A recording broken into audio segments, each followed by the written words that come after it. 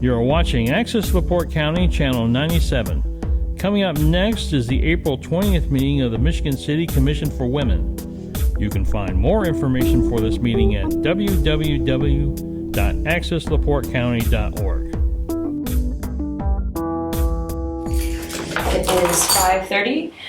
We will go ahead and call our Commission for Women's meeting on Thursday, April 20th. Roll call. I'll go ahead and do it. Faye Moore. Present. Bonita Schaff. Present. Sarah Jones. Present. Albertine Allen. Present. Christina Isabel, present. Linda Conley, absent. And our City Council liaison is not here. And Veronica Martin, not here. Okay. So we are now, due to Belinda Lease resigning, we are short a secretary.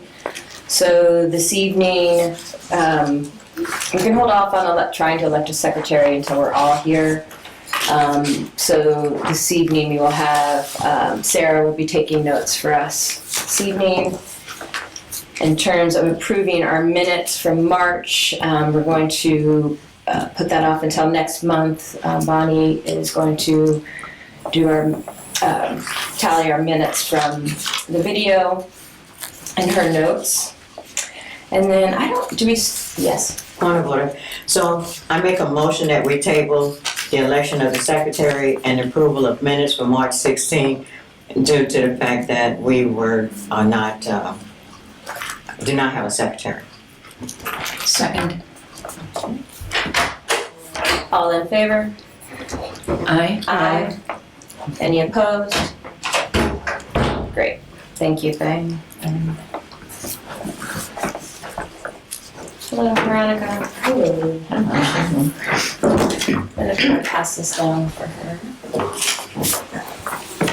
Great. So then we are on the treasurer's report. Okay. Treasurer's report. Our opening balance last month was $21,626.92, and then we had $1,293.88 in disbursements, and that was for the St. Patrick's Day supplies, $68.46. The supplies, tablecloths and things for the Women's International Day event, that was $89.87. Print expenses, there were two of those. One was $57.65 and the other was $77.90 for booklets and programs that we gave out at the Equity and Healthcare event. And then $1,000 to the Michigan City Black Business Association for Juneteenth event sponsorship. We had no receipts for the month, and our balance now is $20,333.04. I make a motion to accept the treasurer's report pending audit. And second? Second. All in favor? Aye. Any opposed? Great. Good. Moving right along, see? Good. So now we have some funding requests in today. So if we just want to take a look at our request for funding guidelines, just to remind ourselves. Again, reminding ourselves that our mission is to ensure that women and men have equal opportunity to function fully and optimally as citizens of the city, as equal participants in the economy and politics and government, in education and social development, in the system of justice, and in all other facets of life. What we fund, the Michigan City Commission for Women accepts project proposals from individuals and organizations that primarily serve women, youth, and families. The commission can use its funds to pay for the following purposes: materials and supplies, education to the public, including promotional, educational, and training supplies, community events, special projects, and sponsorships for special programs. So what happens now is that we will hear from our applicants.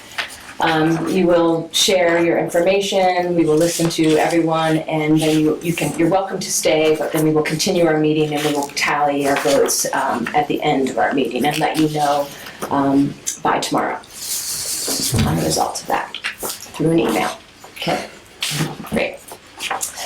We have, our funding limit is from 0 to 1,000, and special projects can reach a higher amount if based on conversations and what you're working on. Okay. Fantastic. So first up, we have Deirdre Hunt from the Michigan City High School Nursing Department. Hello, everyone. I'm here representing the Michigan City area school nurses. We have 12 schools and we serve over 5,000 students. We were requesting funding for otoscopes. Please forgive me, I had my whole file with everything listed and I had 3 appointments today and left the file sitting. But I can go through and remember our scopes are running $30 a piece, which we were asking for funding of $500. That would break down to 40, I think it comes to, Actually, here. oh, there you go. It breaks down, the scopes are $30 a piece. It will break down to, we would have $41.66 per nurse per school. The otoscopes are $30. It will leave us with $11.66 left over per school, which we thought we would ask for permission if we were granted this money to spend on such things as gloves, tissue, antibacterial wipes, and syringes for G-tubes. And that was basically it. What are the scopes for? Oh, that's for looking in the children's ears when they come in with issues such as ear pain or something was in their ear. You could look in there and see what's going on. Right. And this is for the school nurses? For the school, it's for all 12 schools in Michigan City. Okay. Any other questions?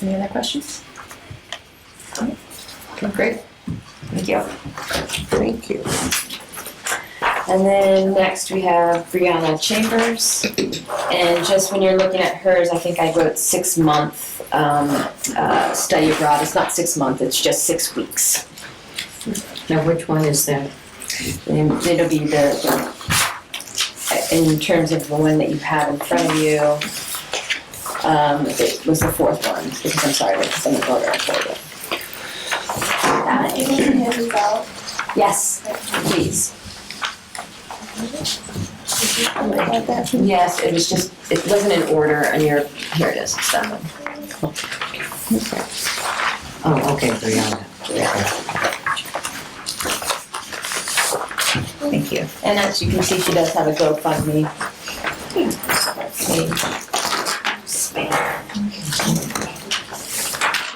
Oh, no, sorry. 2 pages, okay.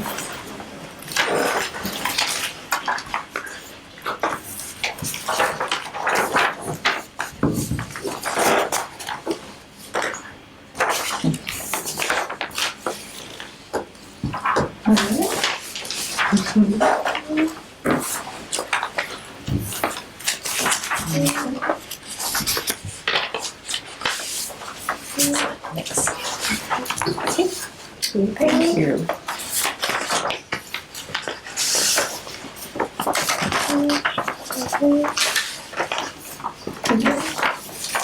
Oh, yeah.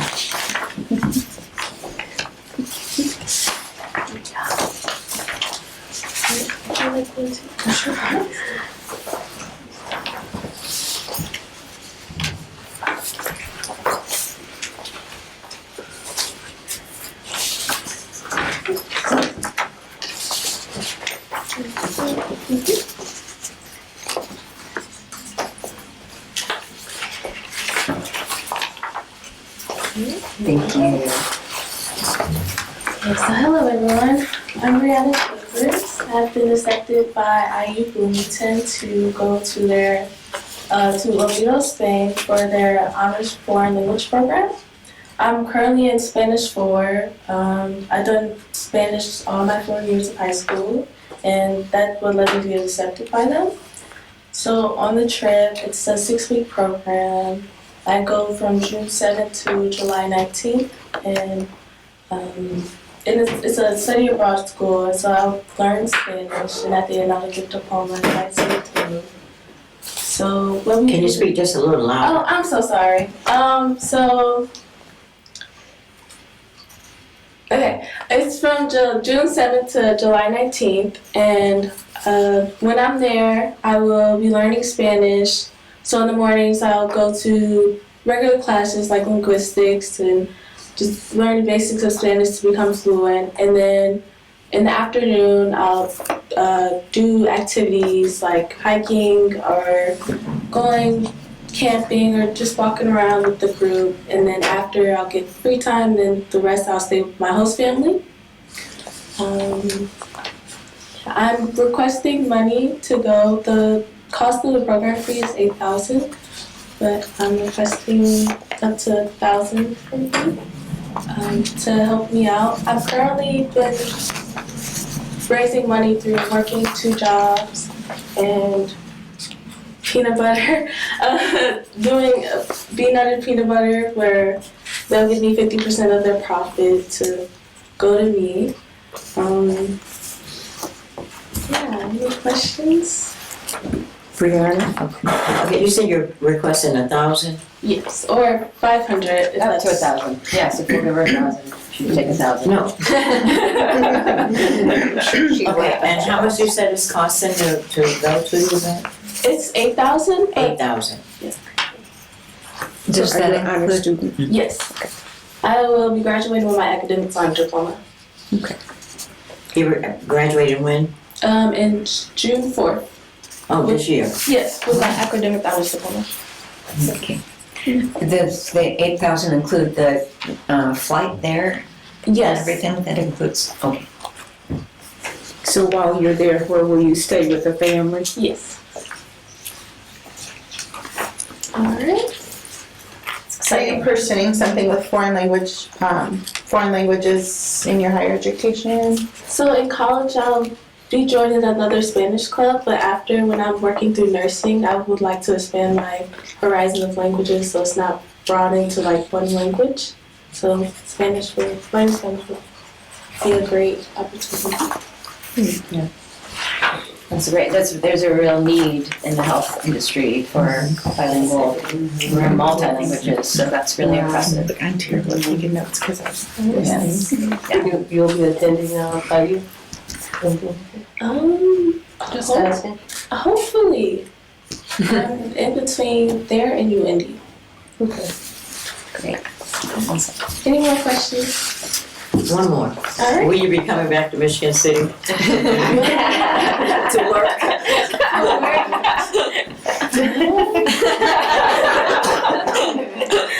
Put her on the spot. I'm thinking I might be able to, because my sister's still out here, and with my niece, I could probably be able to work at Franciscan. I've been hearing there's a lot of job opportunities over there. Because I'm currently, I go to AK Smith, and so I'm in the CNA program, and so I currently get my license in May 15th to May 17th. And so Franciscan, they were hiring for CNA, so I might work there. Okay.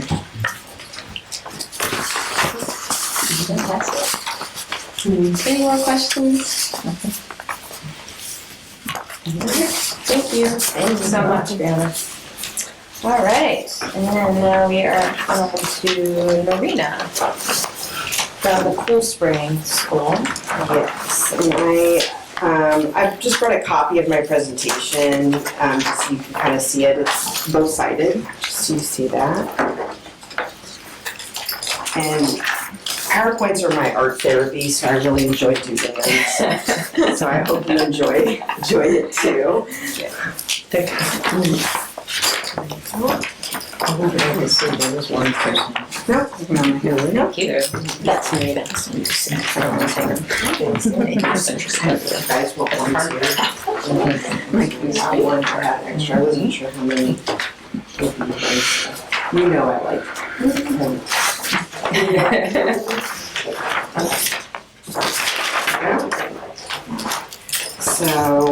So yes, my name is Narina Kazmerzak. I am the school counselor at Cool Spring Elementary, so that's elementary K through 6. And I actually started in January. I got my master's from PNW in Hammond in December. And when I was at NAP for my internship, they had a sensory room there. And I loved the idea of kids that needed a minute to calm down, or they were overwhelmed, sensory overload, that they could go to a room and kind of hang out and then do different things that helped them not only emotionally but physically, and then they learn different skills, coping skills. So I'm going to start just showing my presentation here. And see how I can share it so you guys can see it. And it's each page, so I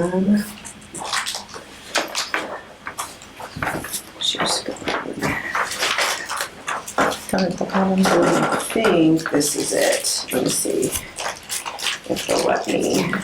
This is like All right, you can see that. Okay, so what I found interesting is there's a link between the brain and the behavior, which is called sensory integration. And for most of us, it's an unconscious experience. We just do it automatically. But there are kiddos out there that have some type of disability. It could be autism, it could be a developmental delay, or it could be trauma. And that processing that sensory information is stressful and it's overwhelming and they react. So what a multi-sensory environment, or MSE, it's a safe and controlled environment equipped with items to engage students in using their senses, social, emotional, and motor skills. So we all know our senses, our eyes, our hearing, our taste, our smell. That's experience, and that's bringing that child from whatever they're experiencing into the present moment, so they can figure out different ways to cope with what they're dealing with. Also, it increases their awareness of self, tuning into feelings, and then also experience motion, sound, smells, and visual stimuli. So, sensory room, this is an example, I believe this is at Pine currently. The little bubble ones back there. This is an example of a sensory room. This chair actually vibrates, so it's bringing someone that is having a strong emotion. They sit in there, it's bringing them present because they can feel that vibration. It helps students build fine and gross motor skills to help close that developmental gap. Promotes learning through sensory-based activities, and it teaches students how to self-regulate, because students can't self-regulate, they can't learn. Your brain doesn't work well when it's having strong emotions, and so self-regulating this, that brings them to the present, and they can start to problem solve. They can think of different ways that work for them. Like, my favorite is deep breathing. I do it all the time. So I do have a short 2-minute video. Let's see if I can get to it. If I click on here, it'll let me get to it. Maybe.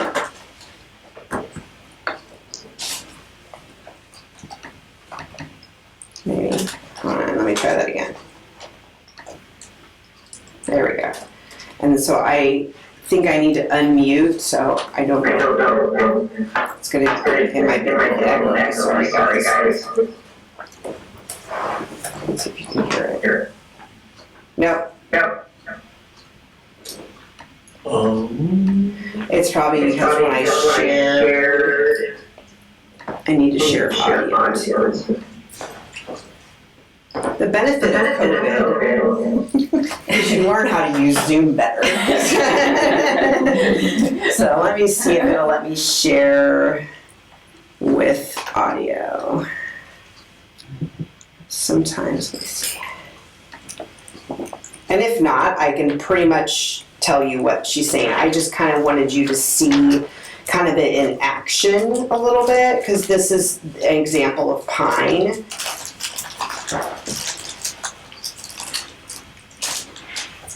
There we go, share sound.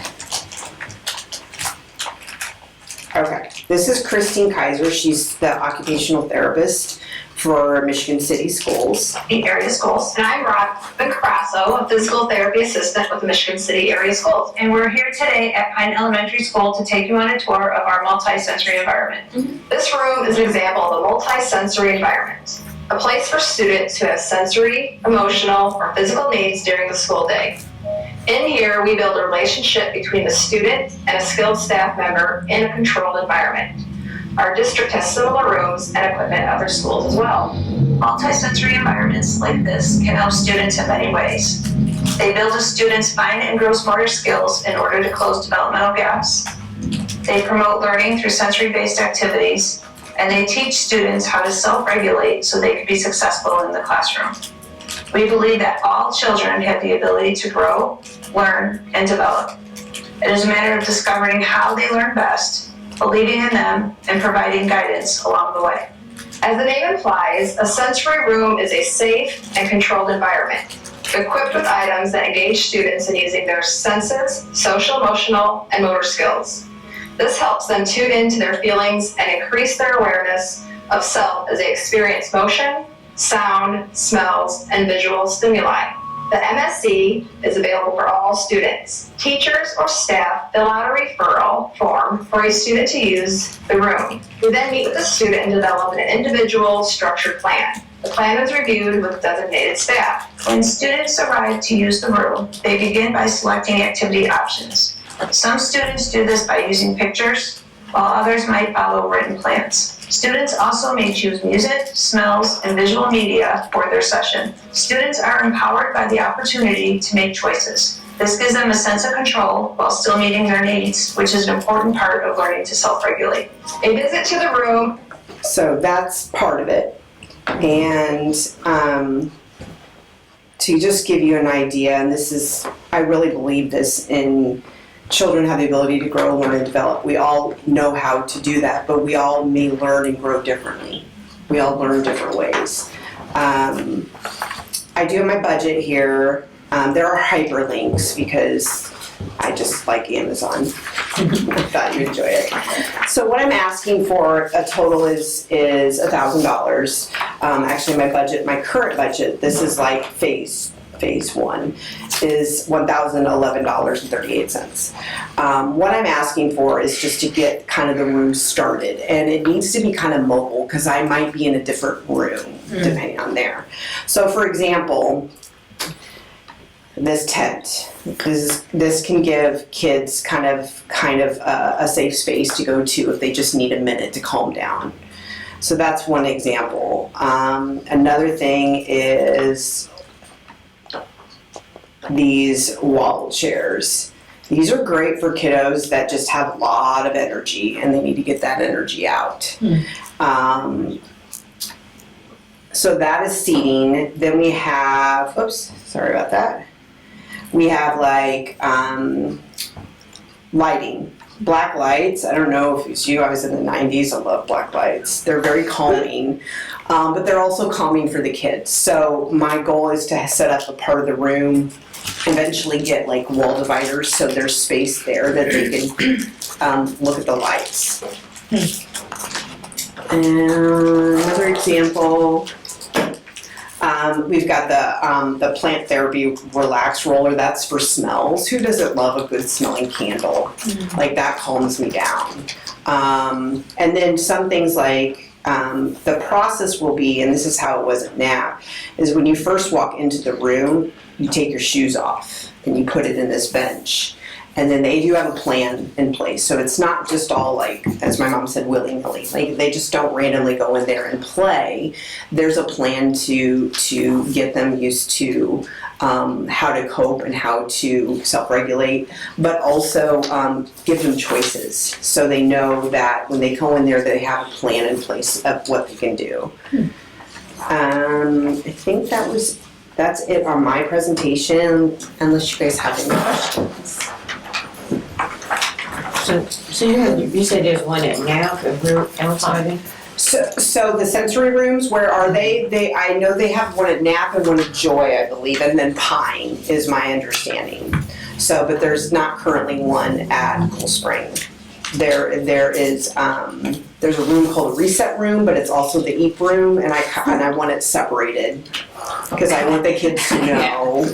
I'm laughing because I know like the EAP room is like a negative behavior. Right. You But don't want it's the the same room, negative. it's like, I need to chill out, go, yeah, But you don't want to chill out in a right. They negative need a break, environment. but then they feel like they're in trouble. Yes. And that's what I'm trying to avoid, I want it separate, so, yeah. So the room is used by one student at a time? Usually one student at a time. I'm going to collaborate with Christine and Robin, which are the two that you saw in the video, to set up specific, maybe I'm hoping they can come to our school if they have specific needs for certain students. We have certain students that when they get really worked up, it's an interruption to the class. So if we can remove them from that and then get them over here so they can work on things, they are the experts in the OT and the PT, so I'm more on the social-emotional side. There is training that you have to do for the sensory room, and which I did in that. But there will be other staff members that, if we can rotate, that they could be trained for that as well. So if there's like a student who, that's in that plan of using that sensory room and they're having that strong emotion in the classroom, if there's somebody already in the sensory room, they can't use it at that moment, or how does that work when it's? That's one of those logistics that I'm still figuring out. What I would love is have a schedule. You know how school and schedule don't always mix sometimes, but have a scheduled time and day that they can go to do different things like gross motor, or if they need like just to work off some energy, that kind of thing. So that is a logistic I'm still working out. I was doing step one, let's try to get funding and community support for the actual room, and then work out those things as well, which I would collaborate with different schools to see how they do it as well. Who does the IEP for the students? That would, it's for all students. No, who does that? Who does IEPs? Her name's Angela Dido. She's in It wouldn't be the regular classroom teacher that would recommend IEP. You have to have a special ed. Well, maybe I don't understand your question, I'm sorry. Are students that can go to the sensory room don't necessarily have to have an IEP. Okay. They can have, like trauma, they don't have IEPs. And I see students every day that you can see when they're triggered with something, that they need a minute. And they may not necessarily have an IEP, but that's what I want to use the room for kids that they're not able to focus, or they're not able to self-regulate, that they could go to this room and learn different skills, so then they can go back to the classroom and they can learn. Yeah. How many students do you expect will use it, like in a semester? In a semester, About. so I can think off the top of my head, probably 15 to 20 that I can think off the top of my head that I think would find the room helpful. And they would use it repeatedly? Yeah, and they could be on a schedule, and that can change as well. So depending on their need. So, will they have, and maybe this is one of the logistics, a set time, like student A may have 30 minutes or 45 minutes or 15 minutes or, are you having it broken up in increments like that? They recommend 15 to 20 minutes for like a session. So the experience that I have through NAP is they would go in, take their shoes off, they put it in there, they have their little chart. You saw they had a little chart there of what they could do. They had 4 different activities that they needed to do. One could be like rolling on a roller. The second one could be like swinging and then there's timers in the room, so they could set a timer so when the student hears the timer goes off, that they know they need to move on to the next activity. Okay. Yeah. I have a second one. Sure. So I'm hearing you say that they'll have, some of them will have schedules. So how would they, let's say someone a kid, a recent trauma, I mean, how would that be worked in with all these other schedules? So I firmly believe in equity. And I think some kids may need more like scheduled versus others may need it periodically. So that is one of those logistics. So if someone's having a crisis, that's what I'm here for. So they can come to my office and I try to make it a fun space where they can sit in a beanbag chair and they have things that they can play with. And then I also have lights off where I have kind of a calming kind of lighting there. So crisis is maybe a little bit different than sensory. Sensory is more like they're having a moment in class and it's interrupting class. That may not necessarily be a crisis versus someone that is maybe self-harming. They would come to me directly. Like if they're having, something's going on at home or something along those lines. Okay, good. But the two can cross. I think it depends on the type of trauma. Like if it's overt trauma or if it's like complex trauma. So that comes out in different ways. Yeah. That there's always a reason for a behavior.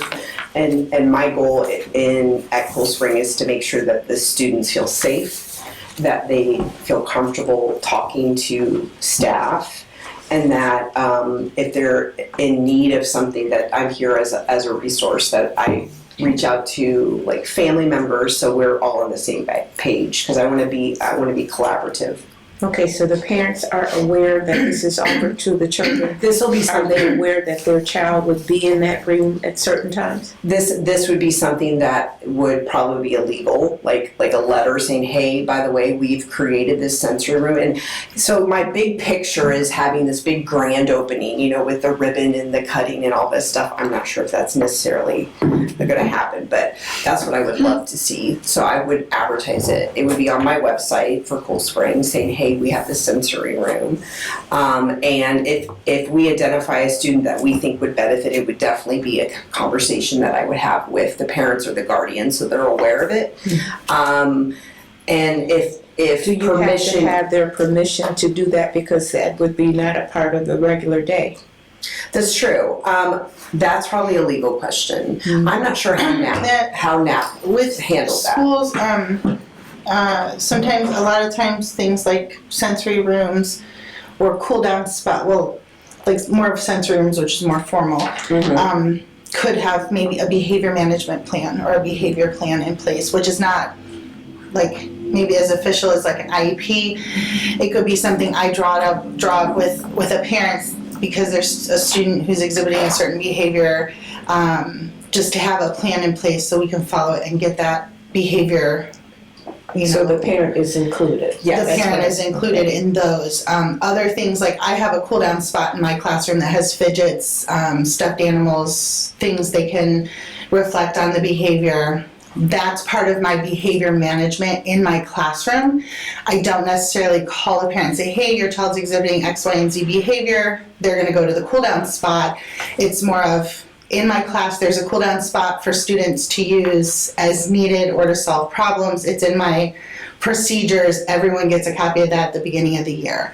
And it's just open for students to use as needed, but that's more informal. That's just kind of a little spot in my room. I think sensory rooms are a little on a larger quantity. Right. I've seen sensory rooms in the past schools I've been in.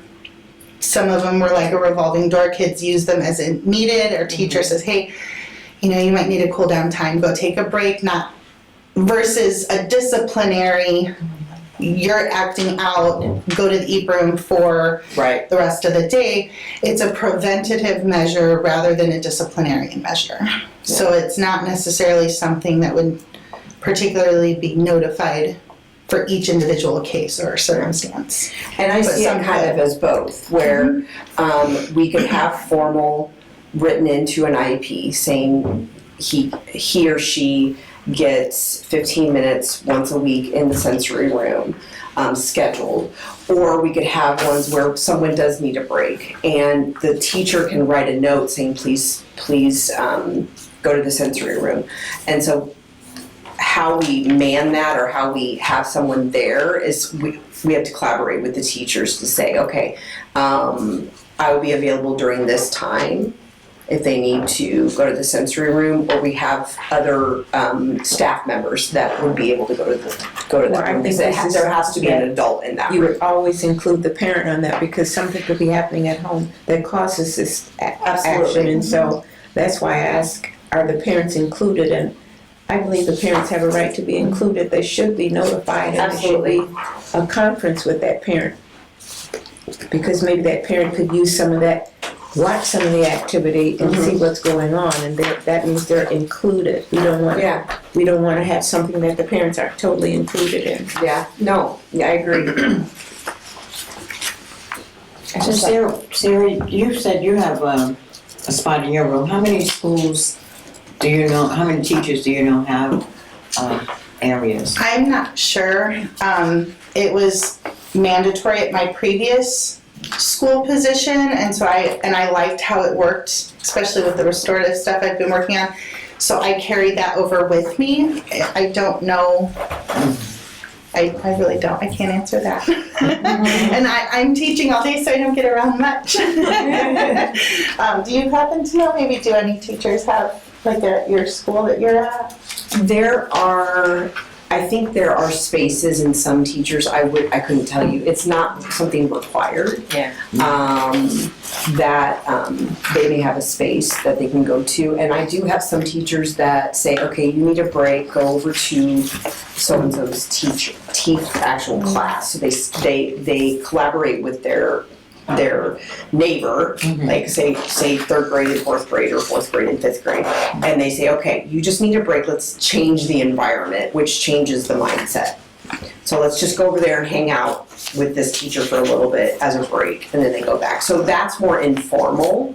Yeah. So in a sensory room, you would teach them regulations or coping skills, or I don't know. I'm sorry, I'm not term wise. That's not my area, but you would teach them those skills that they could bring them back with them, like things that they could use maybe in the classroom. Like, because if somebody comes to my room, I can't stop my instruction to teach them how to calm down. That would be something you do, correct? Right.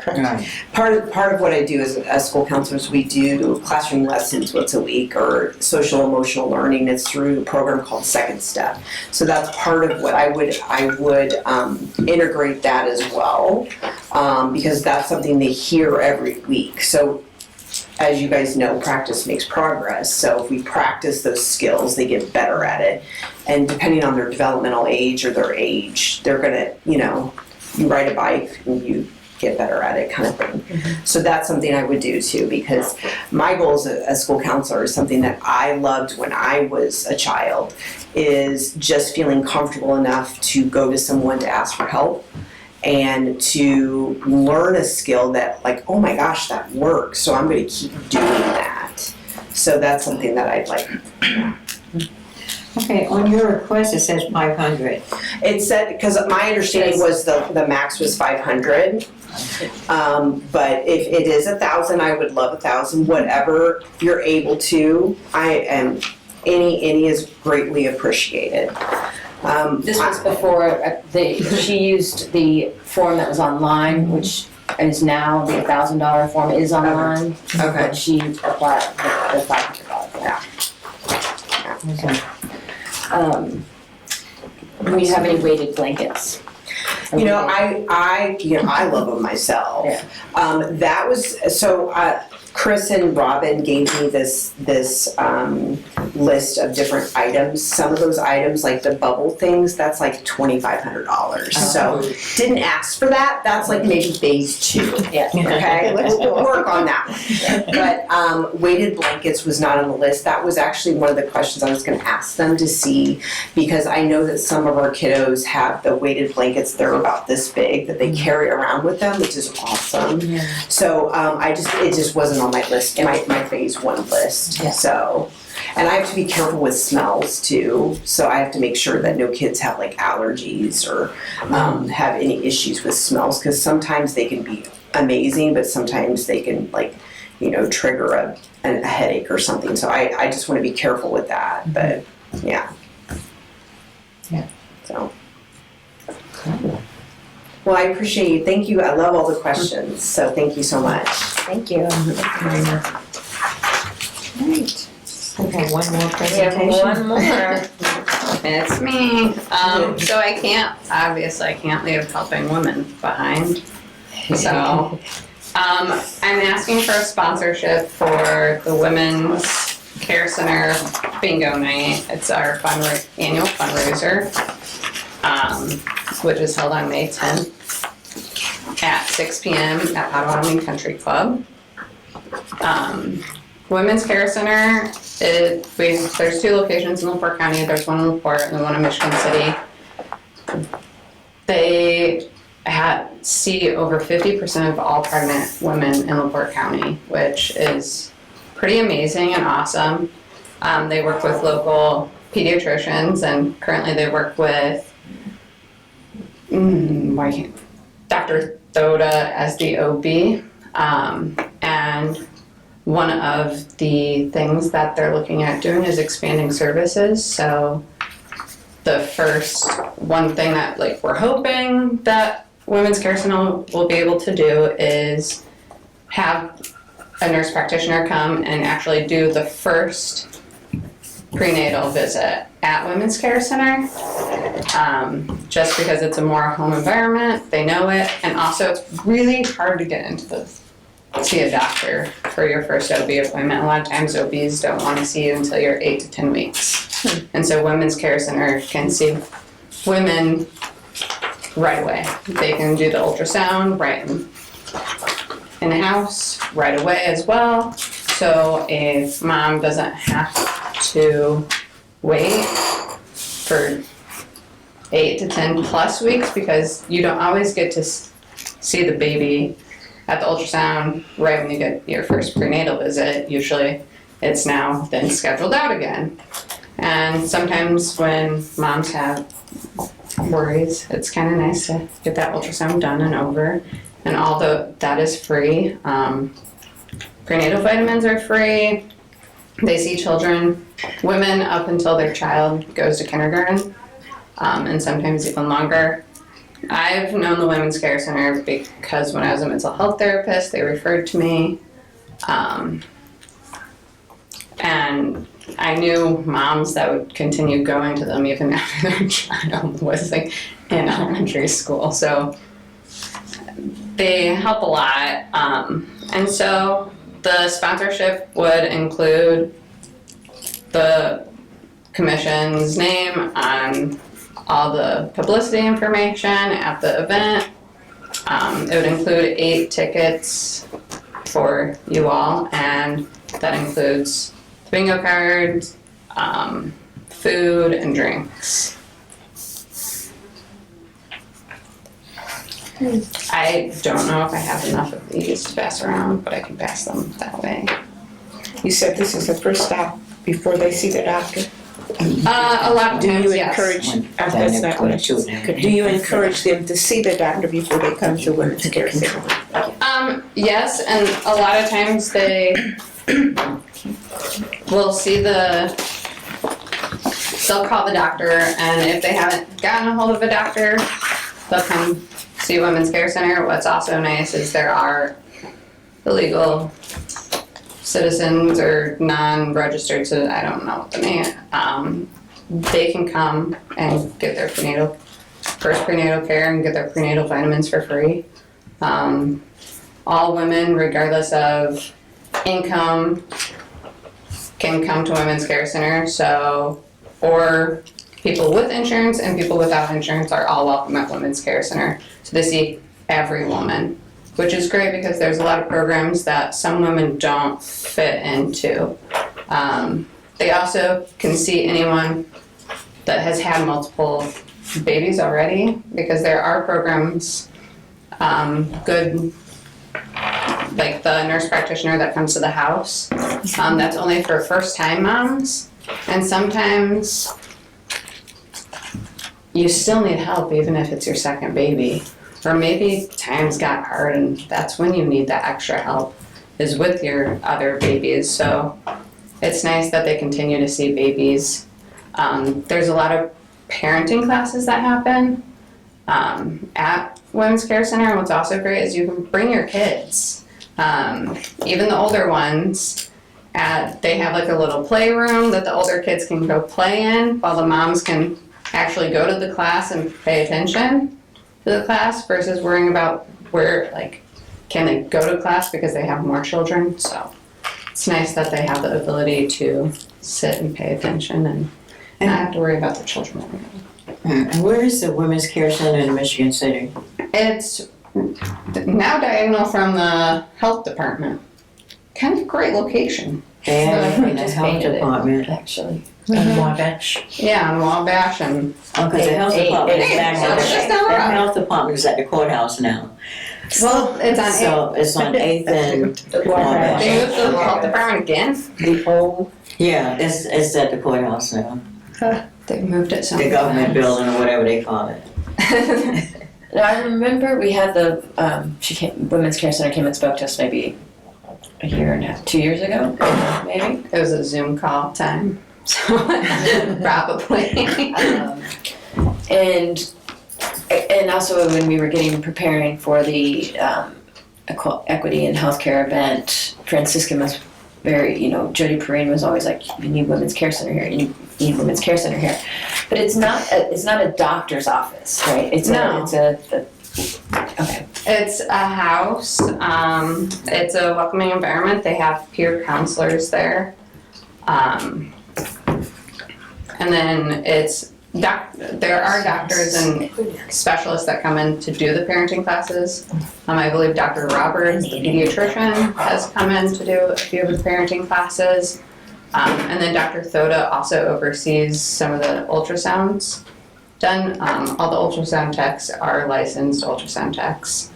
And then they are hoping that with expansion that they'll be able to have the nurse practitioners see patients for their first prenatal to help move along the process with the backlog with the hospital system.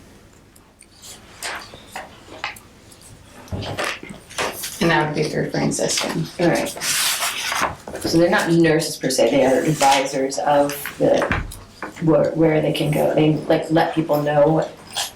I mean they're nurses, but they're it's not a medical facility per se. Nope. Right. Not a medical facility. They just advise and give. But they're eventually hoping to expand to provide that first medical visit. So hopefully that will be in the fundraising part, but yeah. And the doctor is also on board for that. So, and they're also hoping to provide perinatal mental health in the future as well. So it could be a place where mothers go before, because you have to have things like to get health coverage with Medicaid, things like that. You have to have like a positive pregnancy test, which you can get there for free without insurance. They're super quick with appointments, I think. Yes, very quick. From what I've heard, like if they have open, come in today at 4 or whatever. Yeah. And the ultrasound is right. I've been there.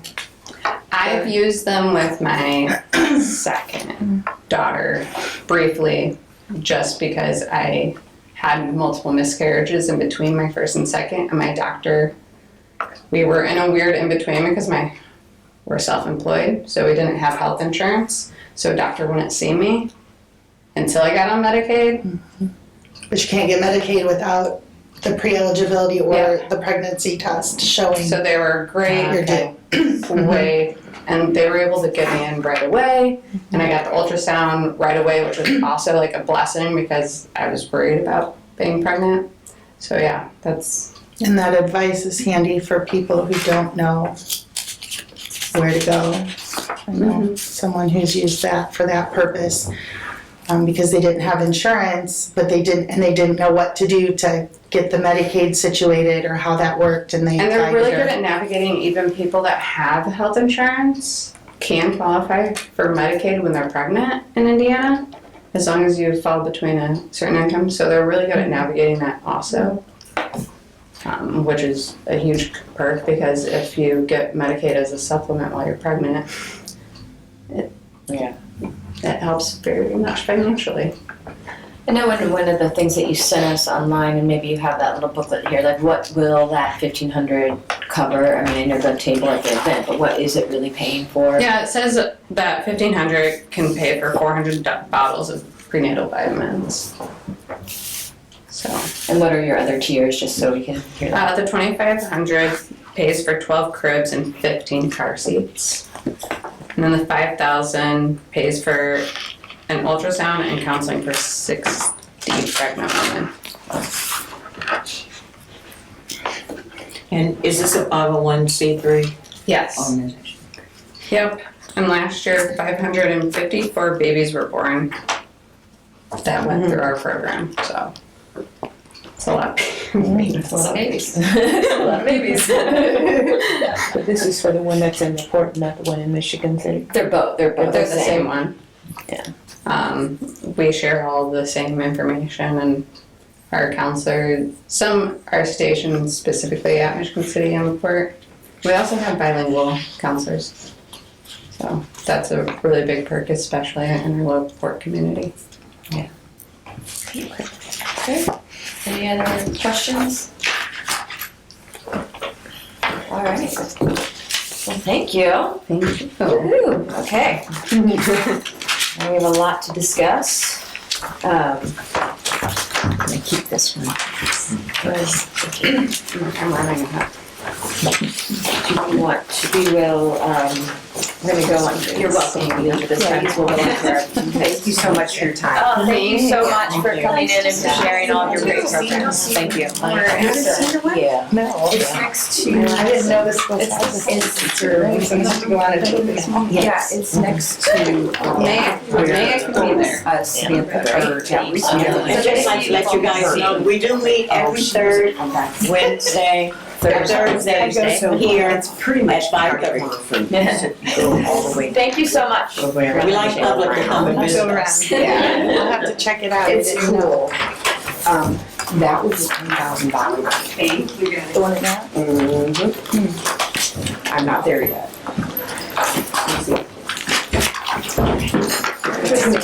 Learn something new every day. Thank you so much. Thank you. Appreciate it. Thank you, thanks, you guys have a good evening. Thank you. Thank you. Thank you for the help on IT. Great. Well, from worrying that no one was gonna come in and request money to get 4 on one day, and actually I have another one in my email this evening, so people are aware Once of the word us. gets out, and so Yeah. everybody's been trying to get the word out. I figured something like this would happen. So, should we go through the list? Well, I really don't have time tonight. There is a vibrant meeting at Hope Building for the community at 6:30. So I appreciate it if we could finish our agenda and then go through the list. Not do it tonight. We can do it after we finish our agenda, so if I have to, the meeting starts at 6:30. Yeah. I know I wouldn't get there at 6:30, but I do wanna get there We have to have, we've got the at a decent time. So we're okay. So I appreciate if we finish the agenda and then discuss these projects. Okay. Well, then the next thing is our, Albertine had spoken to us the last 2 meetings about the second roundtable luncheon dealing with opioids and women's health. And you want to? Talk with Dr. Charles Motley here in Michigan City. He was former over the opioid clinic at Franciscan Sisters. It was then known St. Anthony's Hospital. And so he wanted to do an opioid roundtable with the different community members, like the fire department, the police department, schools, city hall, and just then the everyday citizens on the effects of the opioid that it's having on our community. And so I brought that to Christina, and he's willing to do a presentation from 11 until 1.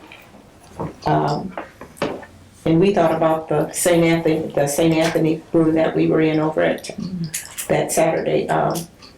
So basically, I don't know anything about opioids, but he's going to do a small PowerPoint presentation, and then we can have a roundtable discussion with the police department, the fire department, EMTs or whatever. Those are the people that come in contact, and also the agencies here in Michigan City that might have a parent that's on that, and the effects that it's going to have on the child or the children in the home. So would we also open it to the public? Or? It's open to the public. Oh, okay. I don't know if that room is big enough. It's not going to be. It's not going to be big enough because I did reach out to them, and we had 77. The We need reason a place we that has went to a look at that was because we want to project. Kruger is available. Kruger Memorial Hall Do gave they me have a dates, screen? but we would have to bring in TAC equipment. So Yeah. we Bring in. projection, screen, and equipment. What date are you looking at? Or did Oh, you? what date did we We say, looked Christina? she was asking about May dates, which is close, so it's coming. It's in the last week in The May. last It's May before the holiday. 25th, Thursday, May May 25th is the date that we're looking at. Kruger, During the day, right? yeah, 11 and 11 1. and 1. Kruger Memorial Hall is available. Nakia Bonds is interested and available. I thought we Well, I said think we this is should May spread that 24th. spread out Thursday, catering whatever around. the Thursday is. I think it's, say that again? I think we should spread out catering around. This is fast. This is happening I know, next I month. know. So, I mean, this is less than a month away. So we could also decide that this is too fast and we want to put it onto another date. He was fine with that. I think if we have our information out 2 weeks before, it's good. Mm-hmm. Yeah. Do we need We just to need to have a serve place. lunch, entire lunch, do you think? We're gonna use I mean, it, if we do it before. from noon to 2, I guess we need to, but, No, it said, I thought she said 11 to 1. 11 to 1. Didn't you say 11 to 1? That's what I wrote down. That would be within So the it's only hour. 2 hours. Yeah. So why would we even have to serve lunch? We just have 11 water. to 1 is lunchtime, they. Okay. Because it's lunchtime. Well, it's also to get people there to, want to talk about this issue, How many do you think we would be, how many would you expect for I the don't know if we audience? had as many, and maybe As more, maybe, last since we're time. doing the fire and police, the coroner, all those people need to be aware and need to probably attend the workshop. So I would say at least Okay. that or more. Okay. We need a large So place. if we're looking at like then $1,000 for the lunches, and then, Space is free. We would have to do some tech needs for projection, for that requirement, and we'd have to do a little research because I don't know what that would cost right now. so it'd be about 1,500 or something, probably. Yes. So I was just wondering, like, when we send out I guess there's invites going out to them, can we have a space on there where we ask them how many will attend and then can have a We more have to speak accurate up a little count? louder. Can we have a space on those invites asking how many will be in attendance from whatever organization or entity that's So coming. like if we send something to the Swanson Center and ask them to attend, we would ask how many people from the Swanson Center would be Yes, coming. that way you Yes. can have a more accurate count on how many lunches, because then you can get box lunches, like, you know, that's already. That we had before. Yeah. That's what we did. Yeah. Mhm.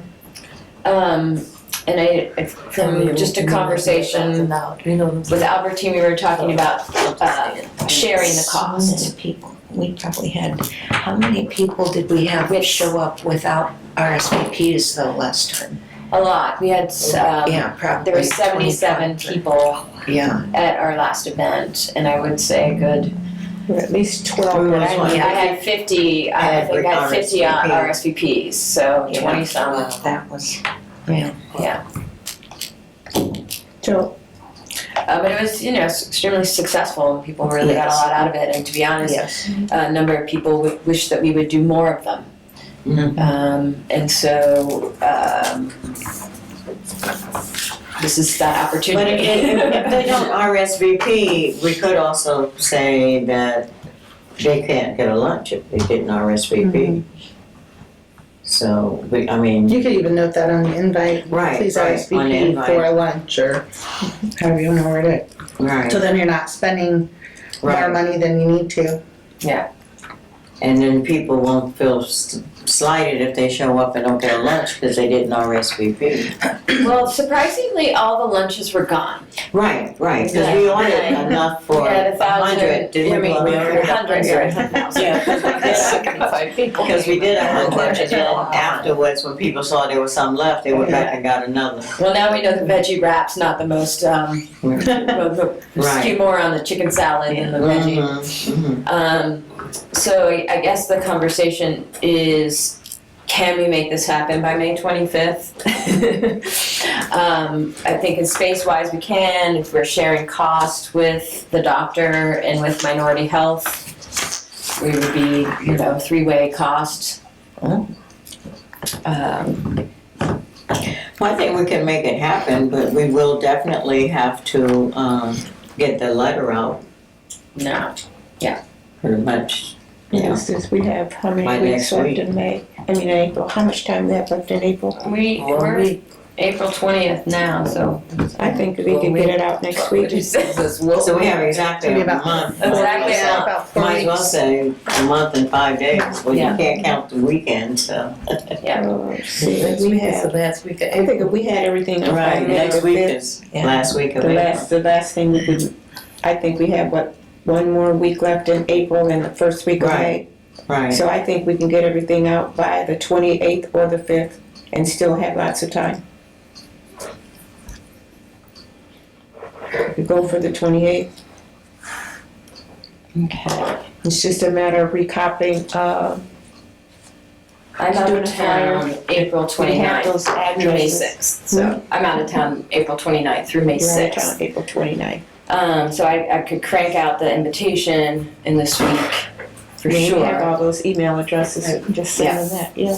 But we really want it sounds like we really want specific people there, and that would be a different call than just our list. So who are the organizations, Swanson Center, Dunebrook, that would come in contact with, Healthy Communities, the police department, the fire department, EMT, those are the most crucial. Mm-hmm. Okay. And then you also said the coroner, for Yeah. sure. So it's not necessarily our email list. That's what I'm saying. So we have to do a Right. little bit of work to get to this list of people. So, which I don't think is hard. It's just going to require us, to do the reach out. So do we need? Well, one, we would need to vote now on a budget because it's May. That's a month away. And we would need potentially a subcommittee just to kind of make sure that we're getting all the tasks done. Okay. So So, what was our lunch?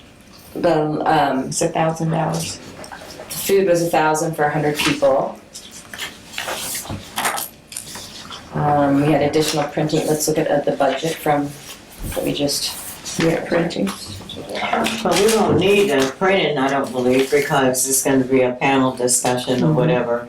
And, Right. so I just, just need to send an invite with the flyer and an invite, so there would be no cost in the printing.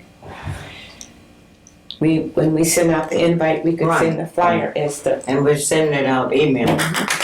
but our biggest cost is gonna be for the food. And the projection equipment, if we use Kruger. Okay. And then since Mr. Drew is here right now, would this fit into the, budget for the city?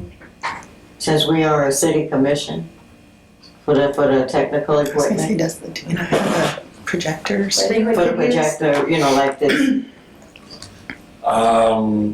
I really wouldn't be the one to be able to say, I mean, that would be kind of an Andy Mateo. Yeah, So we check with who? Yeah, you'd have to check with IT. Is that gym IT, available? Okay, Is that gym available? Andy, that gym, Mm-hmm. it's available to, we're not housed here. It's available free to the people that's housed here. To the people that's not, if I remember correctly, it was only like $60. Roland, I can't think of his last name, would be the gentleman to talk to. Now, when you first come in, that office that's there, they're usually here from 9 to 4. Roland is his name. what would he have available? If the gym here would be available. Oh. 'Cause it would be more people available. Did I just want, but do Is they? there projection They have equipment a here? class in there, sometimes, the last time we were here, they had a class, so did they? I could probably get the projection equipment from Meals on Wheels. Oh. Okay. All right, so then let's. Cause they're housed here, Oh, okay. and I could check and see if Cheryl could reserve that for us Okay. through Meals on Wheels. Because it is a big classroom, or gym, or whatever it is. I did see a class in there. But I know she has the projection equipment. Okay. So Ray's gonna check on, The use of the gym here Okay. at, what is this, IBEW? IBE. Oh, to do it here instead of. To do it here instead of Krieger. Oh, okay. okay. cause we don't have projector and stuff there. But if they have that equipment here, then we don't have to Pay cut the something extra back. for the equipment. If we can have, and then we can have food and everything in the gym. Is that right? There's a kitchen there too. Okay. I used to come up here for basketball games, my kids. Well, that could work then. May 25th? So when Is there tape? Yeah, there's. They used to be, but Okay, so I guess we need a motion that we're gonna do the event. Is it But first off, are there tables and chairs in there? Yes, Okay, great. Okay. they have them Thank you. stored. Okay. Great. In fact, there are table and chairs in there right now. Great. The long tables like these, I mean, not quite as big as these, but. So yes, so I guess we just need to vote if we are going to proceed with this. what date? May 25th. It's a Thursday. Okay. Okay. 11 to 1? 11 to 1. I do understand the need to spread around the catering, but just for ease of Right, time. but since we already, yeah. And we short know that it notice. was people really loved it. It was easy. I think Nakia Bonds would be awesome for that. And we know that the fee for 100 meals is $1,000. And then if all else is available to us, then that really makes it easy for us. And if we split that 3 ways. Minority Health, Dr. Motley, and Women's Commission, then that would be a little like $333. Maybe we should, maybe we can go ahead and do 500 just in case there is any printing that would be needed. Okay. And then like tablecloths and And stuff. tablecloths Do we for need things like that? $1.25 each. I mean, yeah. So if we can, Why don't we say 600? let's say just to be 600. sure. Yeah, I would say 600. But what about the, But they would split like it I'm too. looking at the calendar for requesting the money from the controller, because it takes so long, because I asked to go to the Board of Works meeting. Yeah. How much time do you have to? I could get that, it's just that the last time we had to give 50% in advance to the caterer. To Nakia, yeah. She wanted it a month before the event, and so we can't make that, but we could, if there's a way to do it, did you say Minority Health Clinic, Health Coalition is also doing this? Is there a way then that we could even pay them Get a that lump upfront. sum to, and they could write You want me checks? to advance the money so that we don't run into a problem with the controller's office? We can do that. Yes, okay, we'll figure that out, okay. Okay. Well then, do you want me to make a motion? Yes. Are you making the motion? Someone make You make a motion because it's my project. Do you want it in the, do you want the money in the motion too, to have the event? Or do you want that as a separate motion? Everybody? We can probably put it in one motion. Yeah. Okay. I move Okay. that the commission co-sponsors a roundtable luncheon on opioids and women's health on May 25th, 2023.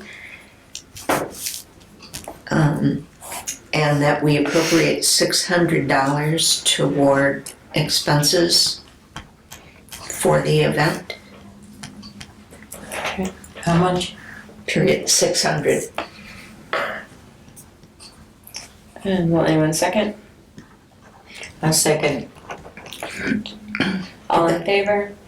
Aye. Any opposed? I just hope we can get the gym at that time. I don't think I said where it would be, I No, just we said didn't that we say would it. have it. Right. Yeah. Okay. What's the, Now you're gonna check on the gym. Okay. yeah, I'll do that tomorrow, yeah. Okay. Great. Excellent. All right. Legislative update? Yeah, but I think the voting on the grants would be more important than I that, agree. if you want to do that. So you got a table legislative update? Yeah, until after the Tell voting voting on vote on the that. grants, Oh. until after we vote on grants, Okay. Great. before we Let's lose you. start with the first one. All right, so Deirdre Hurt from the Michigan City High School Nursing Department requesting $500 for otoscopes. I move that we give $500 to Michigan City Area Schools Nursing Department for otoscopes. I'll second. All in favor? Aye. Any opposed? Great. Second was Brianna Chambers, Michigan City High School student, 6-week study abroad. Requesting $1,000, but she knows.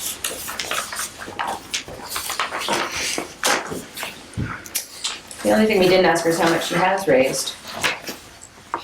I looked at the GoFundMe today and I think she had like 1,600 toward it and she needed 8,000. She needs $8,000 to do And the it. fact that she's going into, I think the most important thing for us is that she wants to be a nurse. Nursing, yes, yes. When she's done with it all.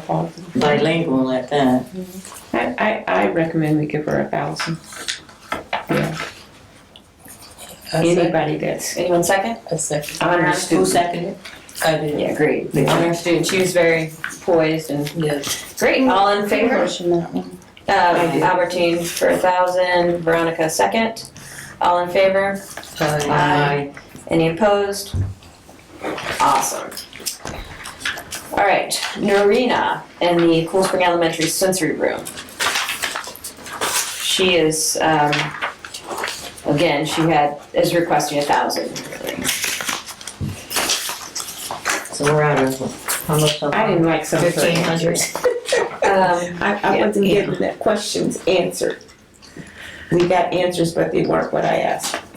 You know, I think it's so important that the parents are always included when it's not on the school curriculum, and then you should have their permission to put them in a room. I don't care if it is for their benefit, they need to know. They need to have the option to say yes or no.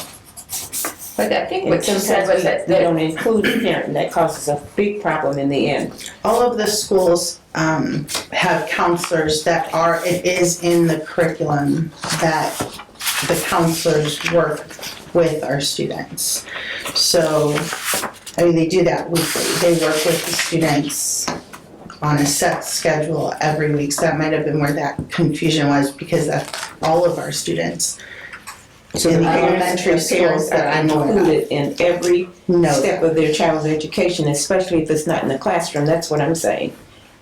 They should be included. I mean, I think maybe that she it's said though is that they would be, that it's gonna be advertised to all the parents, that this is it's available. advertised, but they need to have a sit down eye to eye. That's their child. That's their responsibility. And I wouldn't want anybody to take that from me. And I found that my kid was in there and nobody really sat me down and told me why, because maybe there would be things that we can do at home. There's all kind of things you can do at home for sensory. And I say that because some parents complain now that they're not included in a lot of things. And you have to include, and I'm not saying don't give her the money, but I just found it odd that you couldn't say that each parent was given an opportunity to say yes or no. I think, like,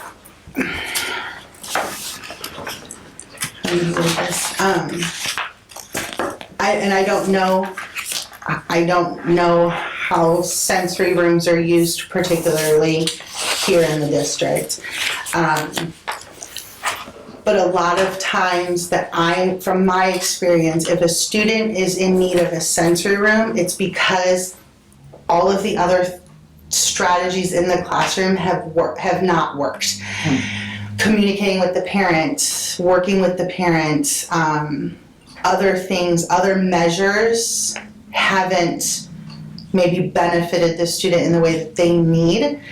That's my familiarity with a sensory room. I can't speak for what is here. Well, that's a So parent. that communication I wouldn't want my child to go to a sensory room without my permission. Mhm. And I would stand by that, and that will cause a lawsuit to somebody later on down the line if they don't have the parent's permission, because you just cannot do that. Yeah. You So have to. I was under the understanding though that she didn't have everything worked out as far as logistics and schedules I'm not and saying stuff like don't that. give her the money, So but I find that I hard. personally, I think we should give her the initial 500 that she asked for, and then she'll probably figure out, have her work out more of a concrete plan. and then get the I plan think we need to see a more concrete plan. before we give the 500. Why not? These are children. Okay.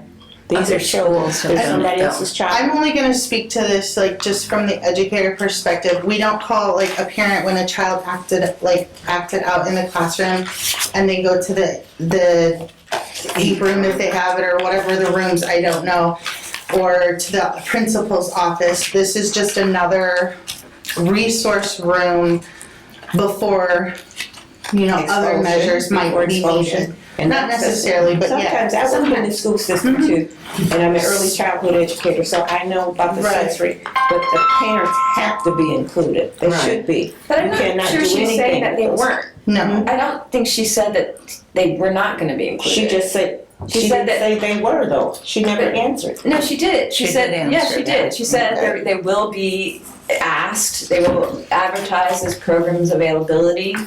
They will let people come in and experience it. And she wanna have an open house for Yeah, that there's gonna be a whole ribbon cutting A thing. sensory room is more so of a resource for students to use, not necessarily, it's a resource like the library or, other rooms in the building. It's a resource room for social emotional. A library is a resource room For to literacy. check books out.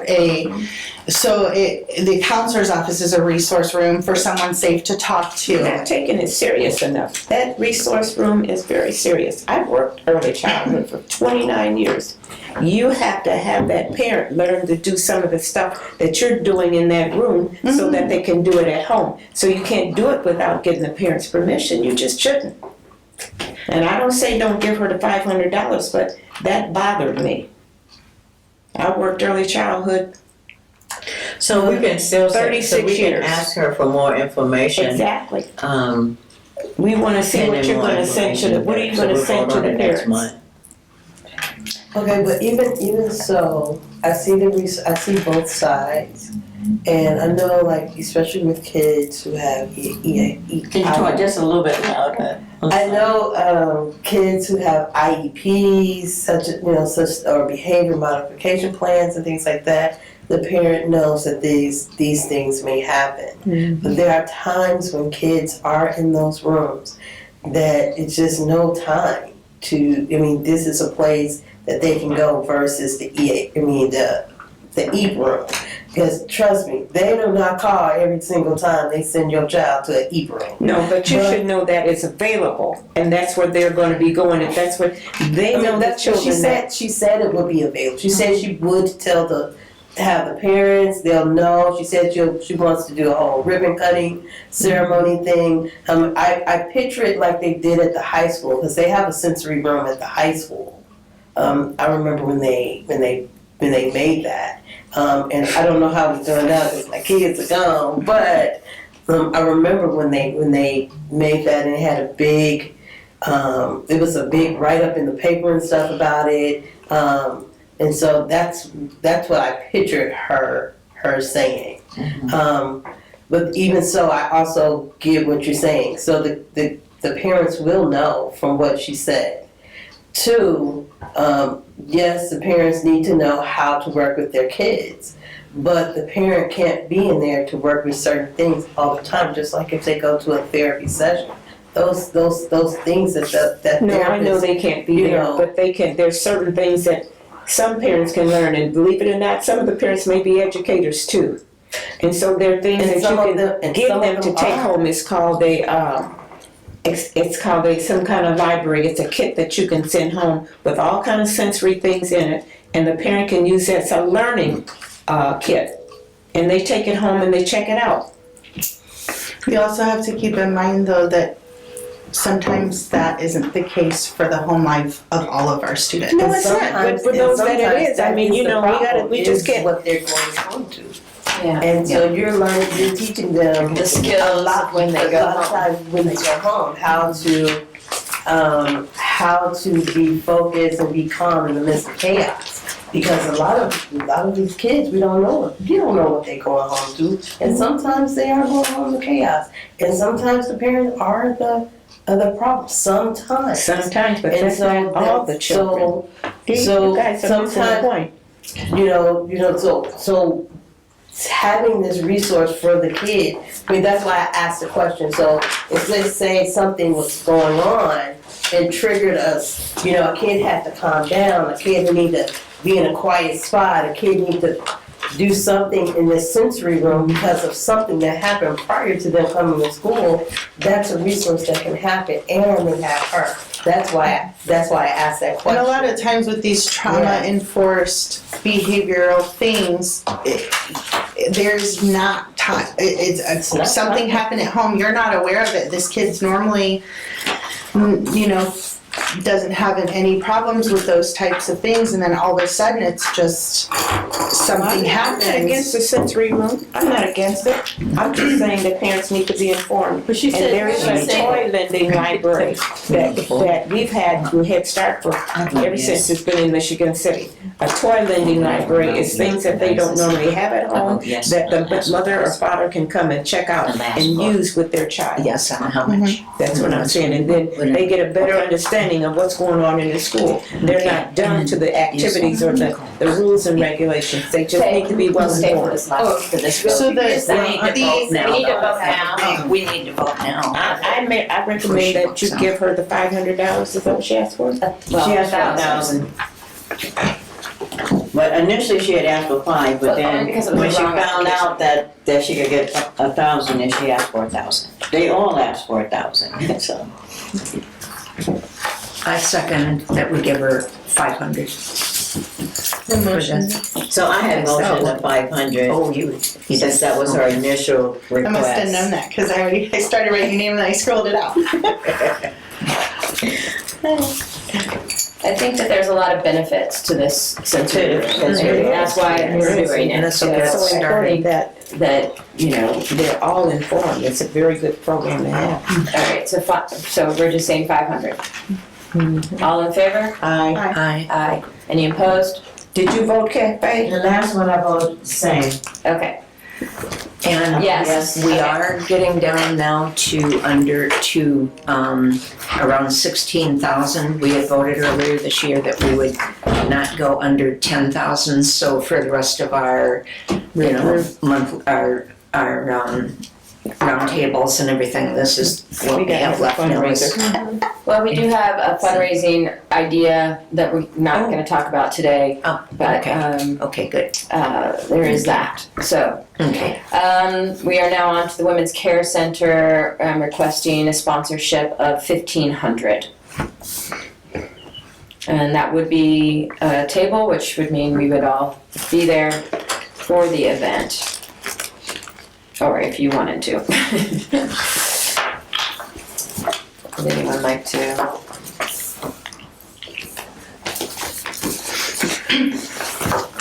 I don't think I'm allowed to, so. Table. You don't see the time for Is it a table? It's a bingo table.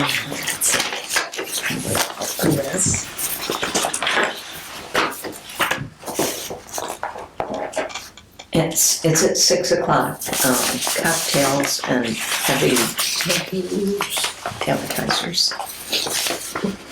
That $1,500 again pays for 400 bottles of prenatal medicine. Prenatal. I don't think we should go over 1,000, even if we don't get a table. I don't think we should be doing it just so we get free tickets at it. But, and 1,000 is our limit for these You said 1,000, free Bonnie? grants. I don't think it should be over 1,000. I didn't say Make a 1,000. motion. That's not what my motion would be. Wouldn't be 1,000 either. You want me to make a motion? Anyone I wants make to a make a motion that motion? we give her $1,000 for 1,000. Does anyone second it? Okay, I'm sorry. I zoned out. Say the motion again. She said a motion for 1,000. So not the 1,500 sponsorship, just $1,000.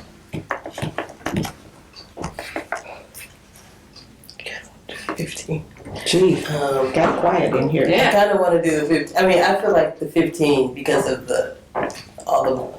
I'm not thinking of the tables. I'm thinking of prenatal bills, stuff like that. Yeah. So that's where my. So you wanna do the 1,500, Bonnie, you wanna do 1,000?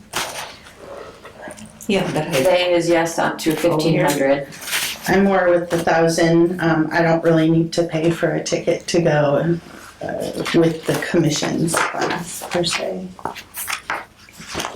Okay. So, did someone want to motion that again for 1,000? Yeah. No, Albertine did. So anyone seconding it? I'll second the 1,000. Okay, so all in favor for 1,000? Aye. Aye. Okay. Great.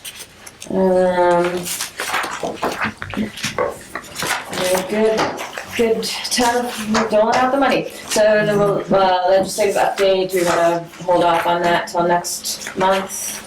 Legislative update, there is only one thing to say, and that is, there's 9 days left in the session, and it's still the bill to allow pharmacists to dispense contraceptives without a doctor's order along with it is still alive, so that's still possible, and Another one that,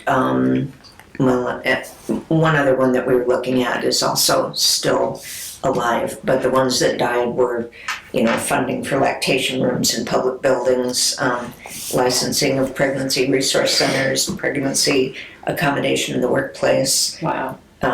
lead testing for children under age 7.